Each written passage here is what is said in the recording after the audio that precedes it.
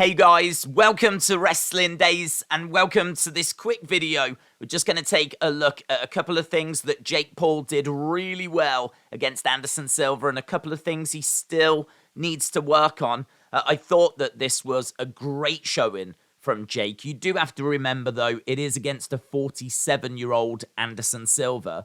But I don't want to take anything away from Jake because I really feel like this is absolutely undeniably the best version of Jake that we've seen, and there's been some improvements made, and there's clearly some areas that still need to improve, but this was a very, very good performance. It was a very, very good fight, very entertaining, best fight that we've seen with Jake Paul since he started his boxing career. Let's have a look at a couple of things that need a bit of work then. So here you can see this is right in the first round.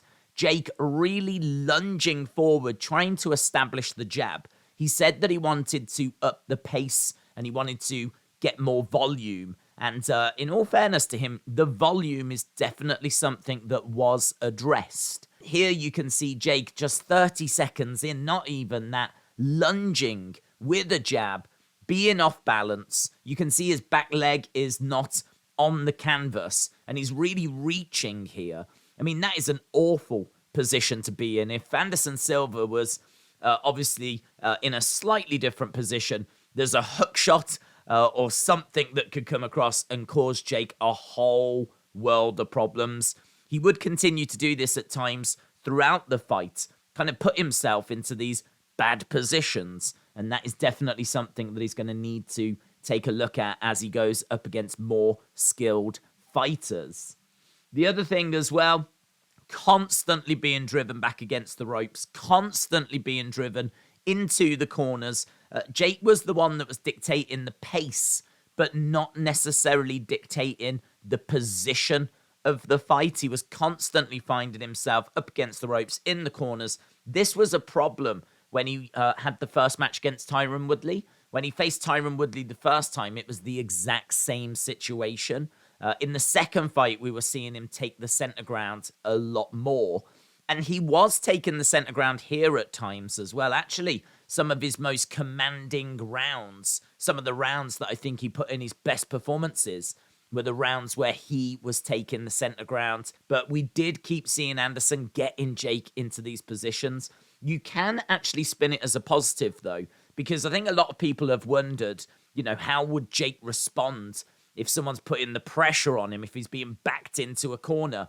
We got that answer tonight because Jake was in this position a lot and he responded very, very well. He would throw a few shots off, he would create a bit of space, he would use his footwork, he would get out of there. And I think he showed that he has really matured and improved as a fighter.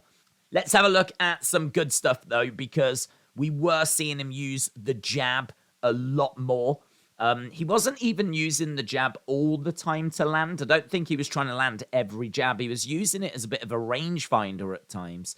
He was using the jab, throwing it out there, being more active, sometimes overly so, as we spoke earlier. But he was throwing the jab a lot more. We've actually got some numbers here. This is information from the first round. You can see that Paul threw the jab 36 times, only landed it twice. I mean, that's an awful percentage. But as we said, a lot of those was him trying to find the range, trying to push Anderson Silva back, trying to give Anderson Silva something to think about. Really not letting Anderson Silva get into a rhythm. Anderson Silva is very much a rhythm fighter. And it's actually this second round we would see Anderson Silva getting into his rhythm. And he was really like showboating. Didn't see much more of that from Anderson. Like Jake was able to ensure that Anderson didn't feel that comfortable. But you can see part of the reason why. And that is in round 1, 36 jabs were being thrown at Anderson that Anderson had to think about and deal with. But Jake probably needs to ensure he's landing more than just the 5%. Another really good thing for Jake, though, is the fact that his volume was much improved. And this combo, this is in the 8th round. This is the final round. Another area that we can praise is his cardio, because this was quite a fast pace. Silva was operating at a decent pace as well. Silva seemed to kind of sit out the first round. He wasn't very active in the first round. I think that was on purpose to ensure that he had a bit more in the legs as the fight continued. But in the 8th round, the final round, Jake landed a shot to the body. He then kind of had a bit of a pushing jab to the face. And what that did was just create a little bit of space. It created a bit of space for him to throw the big overhand right. This is the shot that put Tyron Woodley down. And he manages to create the space required. He actually lands it different to the Tyron Woodley one. When he puts down Woodley is in the center of the ring. He goes to the body. Woodley actually then drops his hand and Jake actually catches him. This one, he kind of pushes Anderson back with his left jab to create the space to then crack him with the overhand right. It gets kind of the desired effect. I mean, all credit to Anderson's chin. And honestly, that shot would put other people away. So Anderson did very, very well here. But we were seeing some great combos by Jake, and we were seeing that dotted throughout the fights. The other thing I want to praise as well is his head movement. You can see here is over against the ropes. Anderson in round number 5, which for me was an Anderson round, put in the pressure on Jake. And you can see Jake's head's by the top rope. You can see by the top rope. Next shot that comes in, you can see that Jake has moved his head kind of down below the second from the top rope.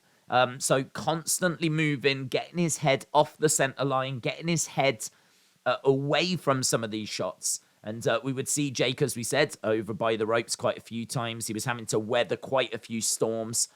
He was having to put a lot of work in over the 8 rounds.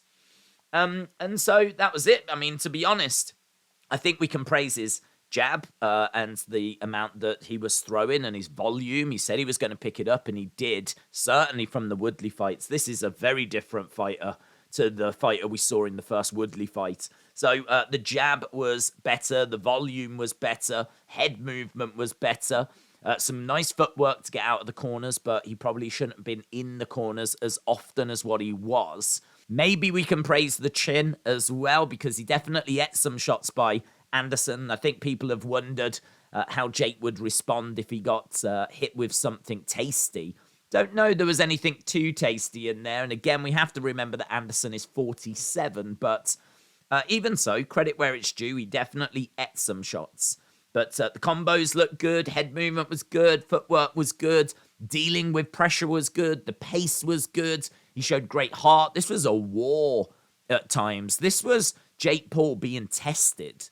So what's next for Jake is to prove to the world he can do it against someone that's not nearly 50, but do it against someone that's in their 30s that maybe carries a bit more pop in their strikes. There's definitely moments here where Jake could have been in trouble if Anderson had connected with something tasty. Certainly the Anderson of old. I don't know how much power 47-year-old Anderson has got, but take nothing away. We've seen Anderson record some very impressive victories. So this is a good win for Jake Paul. I think it's going to win him some respect. Maybe not unanimously so, because there will always be those out there saying you've got to face a proper boxer, you've got to face someone in their 30s, and I definitely hear that, and I definitely want to see that. But listen, we did a poll live on our watch-along, 15,000 votes. 47% of people thought Jake would win. 47% thought that Anderson would win. 6% thought it would be a draw.